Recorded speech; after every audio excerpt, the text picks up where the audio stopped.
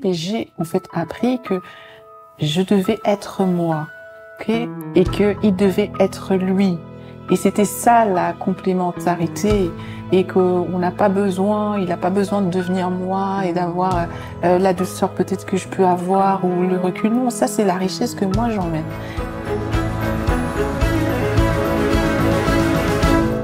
Bonjour, bienvenue à notre émission Femmes au réveil. Aujourd'hui, on va parler d'amour et notre invitée s'appelle Nadine Libert. Elle est pasteur, coach, animatrice, conférencière et encore tant de choses. Et on est vraiment heureux de t'accueillir, Nadine, sur le plateau de TBNFR. Merci d'être là. Merci pour l'invitation. Toi et ton mari Frédéric Libert, vous êtes pasteur de l'Église de la Liberté Live. Et donc, en ce moment, on vous voit beaucoup sur les réseaux avec des conférences sur justement toute cette thématique de l'amour. Voilà. Et donc, du coup, est-ce que tu pourrais nous en parler un peu plus comment vous opérez là-dedans? En fait, ça fait quand même un petit temps qu'on parle des relations amoureuses. On a commencé il y a quelques années de cela, genre 4-5 ans, à parler justement du mariage, du choix du conjoint. Puis très rapidement, les gens nous ont contactés pour avoir des conseils sur comment faire le choix du conjoint et comment avoir justement une relation qui était bonne aussi devant Dieu et plusieurs questions dans ce style-là. Donc c'est au départ pas forcément un domaine, si je peux dire ça comme ça, qu'on avait ciblé directement, mais les gens ont eu cet intérêt-là. Et on a regardé aussi où en fait Dieu nous dirigeait en fait dans ces questions-là, et on a aussi compris que c'était très important dans la vie d'une personne de faire le bon choix, puisque on considère que après avoir accepté Jésus comme son Seigneur et Sauveur, le choix de la personne qui va partager notre vie est vraiment important, parce que ça peut soit nous emmener à la ruine, ou alors nous emmener justement à avoir vraiment un impact grand sur cette terre et pour les autres, et être vraiment productif aussi. Donc on a vu ça, on a vu que des personnes qui étaient une période pour se marier avaient tant de questions, et choisissaient en fait le conjoint sur base de critères qui n'étaient pas toujours bons, parce que voilà, on lui a dit que c'était ça, ou c'était souvent sur l'histoire qu'il a entendue, etc. Et on voulait aussi aller à la base, en fait, dans les évangiles, expliquer un peu c'était comment le rôle et tout, mais aussi montrer d'une façon sympathique et plus dynamique et jeune un peu comment un couple pouvait vivre, parce qu'on faisait souvent des petites vidéos, des capsules, voici ce qu'une femme pourrait faire dans le mariage, voilà, les tâches ménagères, comment est-ce qu'elles sont redistribuées.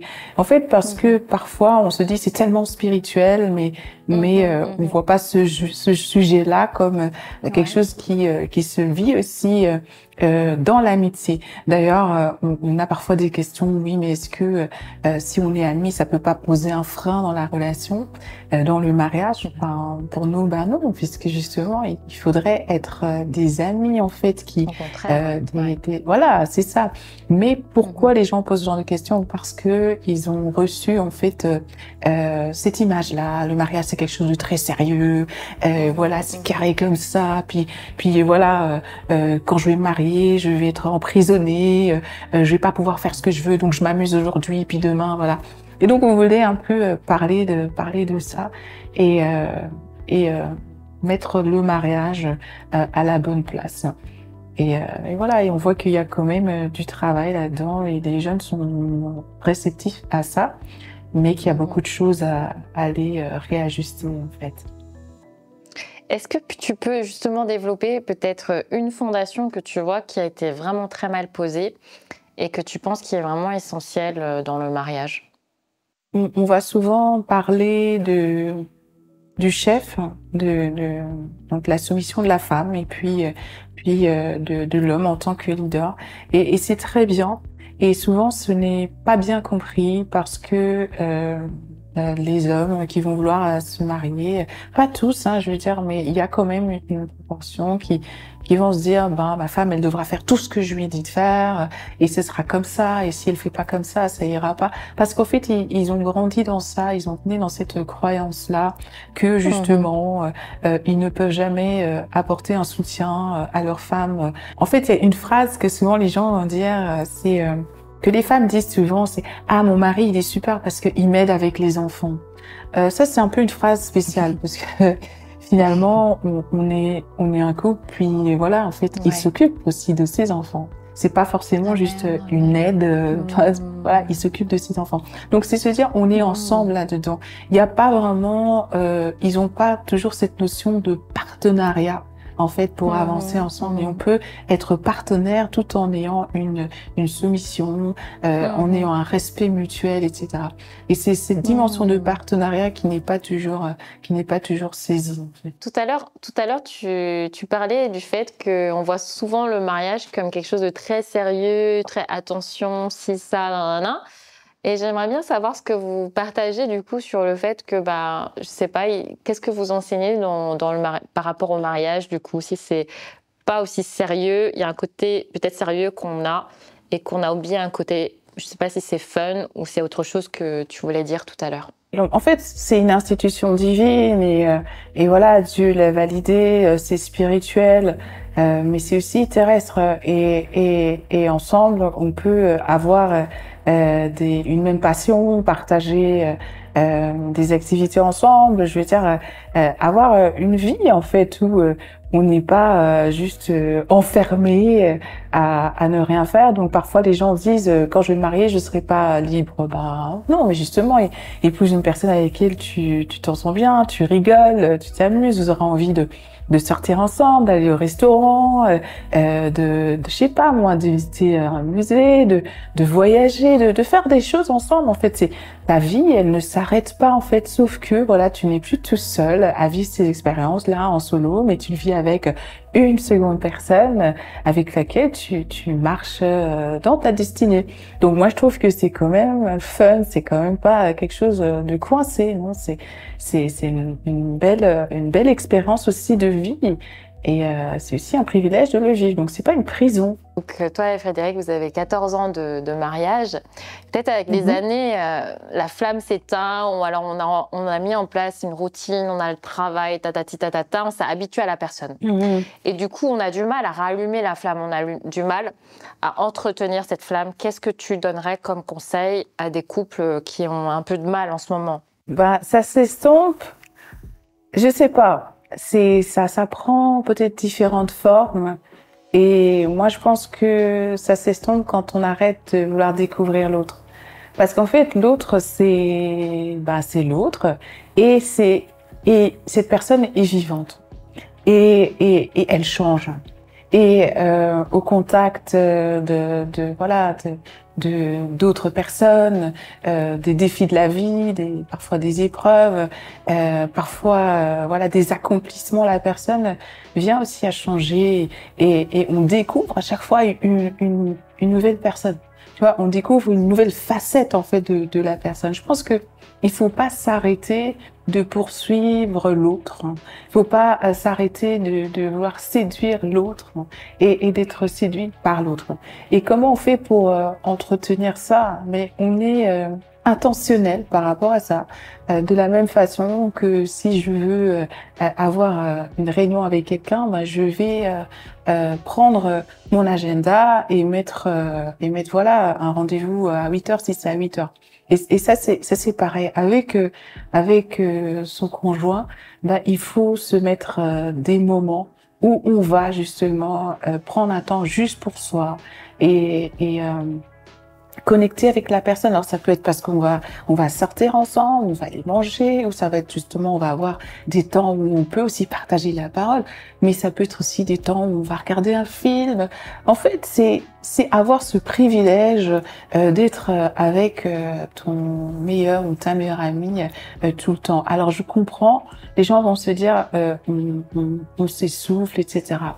Il faut trouver des choses à faire des nouvelles choses à faire ensemble. Il faut apprendre à évoluer ensemble parce qu'on reste pas exactement les mêmes. On évolue. Alors, on évolue aussi parfois physiquement, mais aussi dans ce qu'on aime. Quelqu'un n'aimait peut-être pas telle chose quand tu l'as rencontré au début, mais après, c'est quelque chose qui va venir apprécier par la suite. On doit accepter que l'autre change et on évolue avec la personne aussi dans ces changements. Moi, je pense que c'est ça aussi, entretenir cette flamme-là. On s'est dit oui et on s'est dit oui, voilà, pour la suite, en fait. La personne évolue, j'évolue aussi, je me découvre des capacités que je ne connaissais peut-être pas il y a 10 ans et l'autre aussi. Et on avance ensemble. Donc, on maintient cette flamme en étant à la poursuite toujours de l'autre et en voulant toujours séduire l'autre et en étant intentionnel. Et comment on fait quand on a 1, 2, 3 enfants ou plus et qu'en fait ils sont de bas âge et ils ont vraiment besoin de l'attention de papa et maman? Quel conseil tu donnerais à des familles et des couples comme ça, dans cette situation? Les enfants, c'est merveilleux, mais sans le couple, ils ne seraient pas là. Donc, c'est toujours important de se souvenir que on s'est mariés, hein, on s'est rencontrés, on a décidé d'avancer ensemble. C'est la personne qu'on a choisie pour bâtir cette vie. Et un jour, voilà, les enfants, ils vont grandir et ils vont partir. Et on ne refuse pas quand ils sont très jeunes. On doit leur donner de l'attention, etc. Mais ça peut jamais être une excuse pour ne pas prendre le temps avec son conjoint, avec son épouse. En fait, il faut créer ce temps-là. Comme je parlais des horaires, en tout cas, c'est quelque chose que on fait. Par exemple, on sait que telle journée, c'est une journée qui est une journée plus pour la famille. Et le samedi, on est en famille et voilà, on fait toutes les choses que par exemple, nos filles aiment bien qu'on fasse et on les fait avec elles. Et on sait que dans notre journée, par exemple, de telle heure à telle heure, on va avoir des temps, on va être ensemble, on va partager notre cœur, on va partager sur ce qu'on a reçu, ça c'est très tôt le matin. Et puis, quand les filles vont être là, on va prendre un temps avec elles plus tard dans la soirée, mais vers 20h, c'est par exemple le temps qui est disponible pour nous. On se force à le faire, pas parce qu'on a besoin de se forcer, non, mais parce que c'est important d'être intentionnel à un moment. Parce que comme tu disais, ben voilà, il y a les enfants, ils ont leurs besoins, etc. Mais il faut pas qu'on s'oublie, en fait, en tant que époux, en tant que amoureux, on doit pas du tout s'oublier parce que un jour, ces enfants-là, on va bien faire tout ce qu'il faut et ils vont partir, on sera très heureux de ça. Mais il y a plusieurs couples qui, malheureusement, après peut-être 20 ans de mariage, décident de rompre et de divorcer parce que ils se rendent compte qu'en fait, ils n'étaient que des colocataires. Ils n'ont plus eu cet amour, cette flamme parce que ça n'a pas été justement entretenu. Donc, ce que je dirais, les enfants, c'est magnifique, mais il faut garder la place des enfants et il faut garder la place du conjoint et donner l'espace qui est nécessaire à chacun d'entre eux. Il faut trouver un bel équilibre pour ça. Vous, après, moi, j'aime bien entendre votre témoignage aussi. Vous, qu'est-ce que vous mettez en place? Enfin, comment est-ce que est-ce qu'il y a quelque chose que vous mettez en place? Vous dites, ben, ça, ce créneau-là, c'est pour nous. Ben, la communication. Je pense qu'on essaie de parler régulièrement. Bon, nous, on parle quand même très souvent. Et on essaie d'aller dans des conversations qui sont un peu plus profondes, pas juste est-ce que voilà ah il fait froid aujourd'hui, ah ouais c'est vrai il fait froid. Non en fait essayer de parler, de se livrer sur des choses qui peuvent peut-être nous préoccuper. En fait avoir cette liberté de connecter en fait tout simplement et émotionnellement et d'écouter l'autre, de se mettre aussi à la place de l'autre, de voir comment l'autre réfléchit, de connaître comment il réfléchit. Et ça aide parce que si par exemple il y a un défi, quelque chose auquel on doit faire face, ben on pourra mieux comprendre parce qu'on sait comment l'autre fonctionne, comment l'autre réagit. Donc la communication, je pense, c'est la base. Beaucoup parler. des choses qui sont importantes, mais aussi partager des choses un peu plus légères, mais une communication saine, c'est bon ça. Et comment on fait quand on n'est pas d'accord? Donc, quand on n'est pas d'accord, on décide d'être d'accord. Alors, même si c'est pas sur le moment même, bah, on prend le temps de la réflexion, chacun de notre côté, et puis on se revoit, puis on se dit, bah, il faut avancer. Et alors que, puisqu'il faut avancer, bah, on décide d'avancer ensemble, puisque c'est aussi le choix qu'on a fait, hein, en étant en se choisissant comme époux-épouse. Donc, c'est ça. On apprend, en fait, avec les années, à mieux gérer, justement, les conflits et avoir ce recul-là pour se mettre à la place de l'autre et comprendre l'autre et tout ça. Et ça, c'est le temps qui aide avec ça. C'est le temps, c'est aussi l'amour qu'on se porte, parce qu'il faut aussi aimer l'autre pour se donner le temps de comprendre le point de vue et aussi pas se dire qu'on a toujours nous raison, hein. L'autre personne a peut-être aussi raison dans sa perspective et prendre le temps d'écouter les points de vue et après de toute façon on se rencontre quelque part et on avance. On dit souvent le mariage c'est la sanctification. Et est-ce que tu pourrais éventuellement nous partager peut-être même tu vois dans ton évolution à travers le mariage que vous avez actuellement, mais éventuellement comment Dieu il t'a fait travailler ton caractère peut-être ou certains aspects des choses que tu vois que tu as gagné au contact de Frédéric, au contact du fait que bah, vous êtes ensemble et qu'il faut aussi voilà, avancer, changer aussi personnellement. Est-ce qu'il y a quelque chose que tu pourrais nous partager à ce niveau-là? Sincèrement, apprendre à comprendre l'autre dans sa façon de réagir. On n'a pas exactement le même tempérament. On se comprend très bien et on se complète pas mal. Mais après, moi, je suis une personne un peu plus calme, plus réservée, tout ça. Puis, de son côté, c'est une personne qui est quand même réservée, mais pas du tout comme moi. Je veux dire, voilà, il va y aller, il est à fond, etc. Et une période de ma vie, justement, je me disais mais peut-être que je devrais être plus comme lui parce que moi je suis vraiment réservée, etc. Et à son contact, en fait, pas parce qu'il me l'a dit, mais simplement l'existence auprès de lui, mais j'ai en fait appris que je devais être moi, ok, et que il devait être lui. Et c'était ça la complémentarité, et qu'on n'a pas besoin, il n'a pas besoin de devenir moi et d'avoir la douceur peut-être que je peux avoir ou le recul. Non, ça c'est la richesse que moi j'emmène. Et lui, ce côté où il est fonceur et il est déterminé, tout ça. Voilà, j'ai peut-être pas besoin d'avoir ce côté-là, mais je suis contente de l'avoir parce que dans un sens, je l'ai ce côté-là puisqu'il est là. Donc on n'emmène pas la même chose dans un mariage et avoir cette conscience-là, c'est là qu'on peut justement célébrer encore plus les richesses de l'autre, la différence de l'autre et être content justement d'être complémentaire. Merci pour tout ce partage sur le mariage, sur le couple. Nadine, et j'aimerais t'inviter à prier pour l'unité des couples, pour que les couples non seulement se forment, mais aussi qu'elles durent dans l'amour de Jésus. Et voilà, je t'invite à prier pour terminer cette émission. Parfait.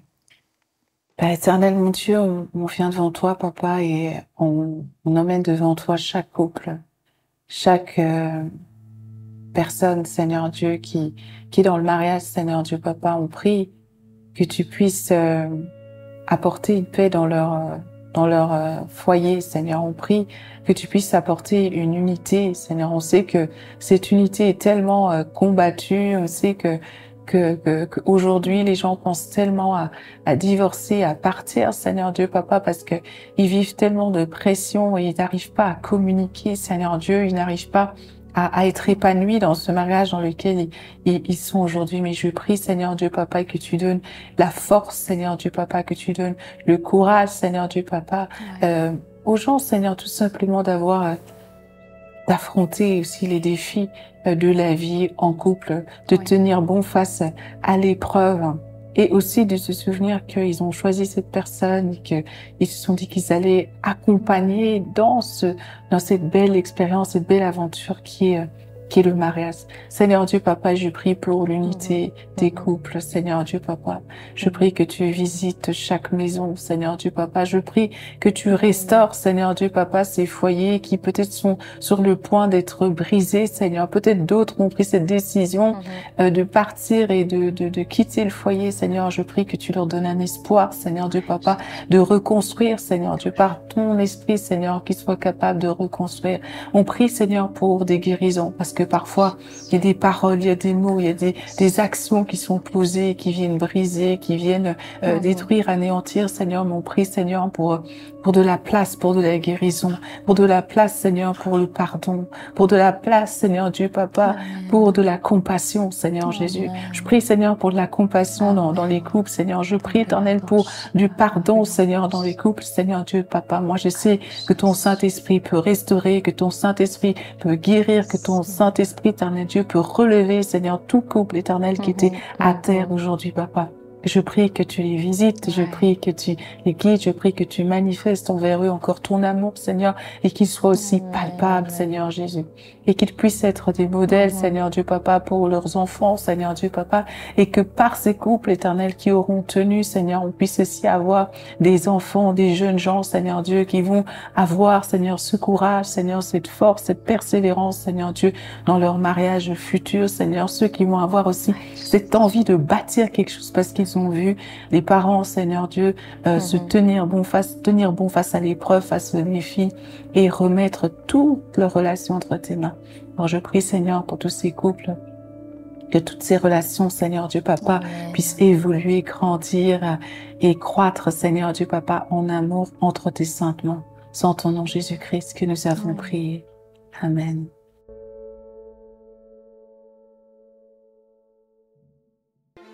Je t'invite à liker la vidéo, à la partager si ça t'a fait du bien et à t'abonner à notre chaîne TVNFR.